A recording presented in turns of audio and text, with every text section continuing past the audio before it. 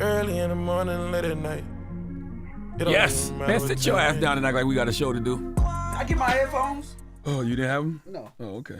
Morning, everybody. It's DJ NV, Charlamagne the Guy. We are the Breakfast Club. We got our guest co-host, Willie D, with us. And let's get to the rumors. Let's talk Lizzo. Rumor has it. Call out a name, or you gossiping, or you chatty patty. I'm gossiping. This is the Rumor Report. I mean, I guess we on the Breakfast Club. This is where the tea spills, right? Right. Now, yesterday, 3 of Lizzo's former backup dancers accused the singer of sexual harassment and creating a hostile work environment. Now, the 3 defendants. What about the weight shaming? You missed out. Don't leave out the weight shaming. I'm gonna get to all that's the funniest part of the headline. I'm gonna get to all. We have to admit that's a hilarious headline. Before we discuss, we have to admit seeing that Lizzo possibly weight shame somebody is hilarious. Like those are the type of headlines that comedy shows are built around.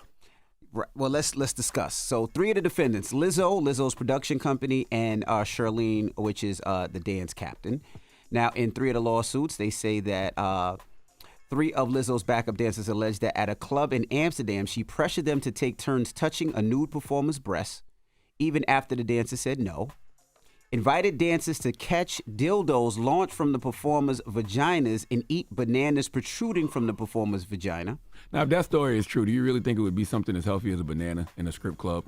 Like no wings, no fries? Like you really think it's going to be something that's a good source of potassium? Asked one of the security staff members to strip on stage. The dancers also alleged that Lizzo subjected them to an excruciating 12-hour audition rehearsal after accusing them of drinking before performances. Lizzo allegedly planned to fire and send them home if their performances wasn't good enough.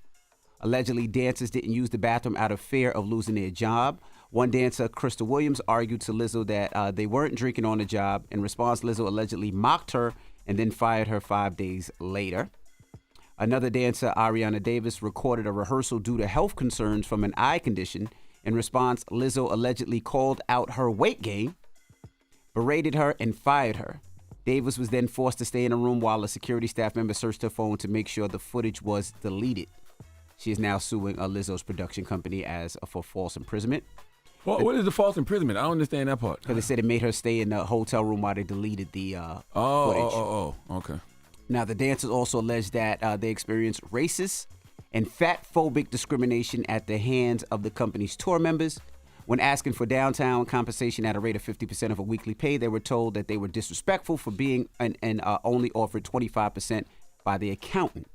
In a lawsuit, they state only the dance cast comprised of full-figured women of color were even spoken on to this manner. Additionally, Lizzo's former performers claimed that their dance captain, Charlene, was sexually inappropriate. According to the plaintiffs, Charlene described sexual fantasies, simulated oral sex, commented on the sex lives of other dancers, allegedly. The dancer's lawyer, Ron Zambrano, said in a statement, this stunning nature of how Lizzo and her management team treated their performers seemed to go against everything Lizzo stands for publicly, while privately she weight shames her dancers and demeans them in ways that are only illegal but absolutely demoralizing. When I first heard that, I thought the story was going to be about her shaming skinny women. But she allegedly was shaming the big girls. Yes. Majority of this seems to be about her management, though, right? It feels like it, from what you just read. A little bit of everything. But, it's like anything else with any other lawsuit. There's 2 sides to each story. Absolutely. And then anybody can claim whatever they want when it comes to a lawsuit. And then it's up to Lizzo to try to, have to fight it in court. And you don't understand that if you've never been sued. Like, I don't know what's true and what's not true. And I'm not about to speculate, but I do know people sue. And just because people sue doesn't mean it's true. Correct. And it doesn't mean it isn't either. That's right. That's why they have a court system. There's a lot been said here, though, man. There's a lot has been said. And it's going to be interesting to see how it plays out because oftentimes, people will accuse you of something and there's, 1 or 2 things they say you did. This is a whole plethora of things. But you got to prove it.